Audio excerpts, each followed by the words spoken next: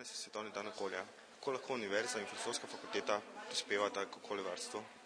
No, Filozofska fakulteta Univerze v Mariboru se že 2 leti, odkar je ustanovljena, intenzivno ukvarja tudi s temi vprašanji.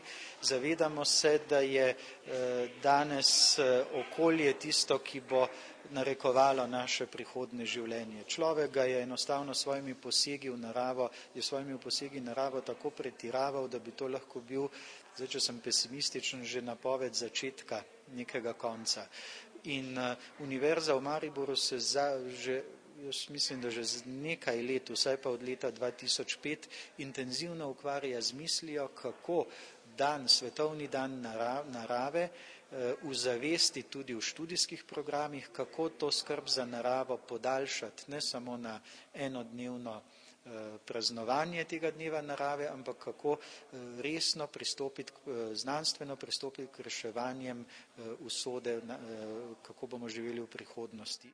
Program ekoremediacije, mogoče beseda malo težka, ampak izhaja iz remediacije. Samo besedo mediacija smo zdaj velikokrat slišali na račun Slovenije, Hrvaška. In mediacija pomeni nekako priti na neki taki naravni, normalni način se dogovoriti v neke rešitve. V bistvu ekoremediacija pomeni enako, da na osnovi tega, kar narava daje, najti neko rešitev, ne z nekimi kompliciranimi sistemi, ki ne delujejo, ki so odvisni ponovno od energije, ki je itak nimamo, ampak na neki način, kar naravi je, to uporabiti in reševati okolje.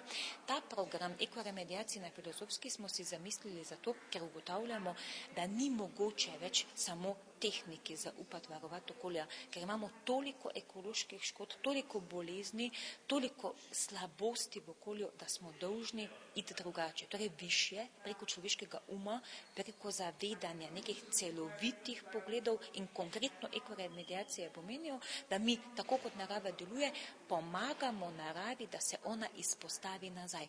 V bistvu bi narava to v 100-200 letih sama naredila.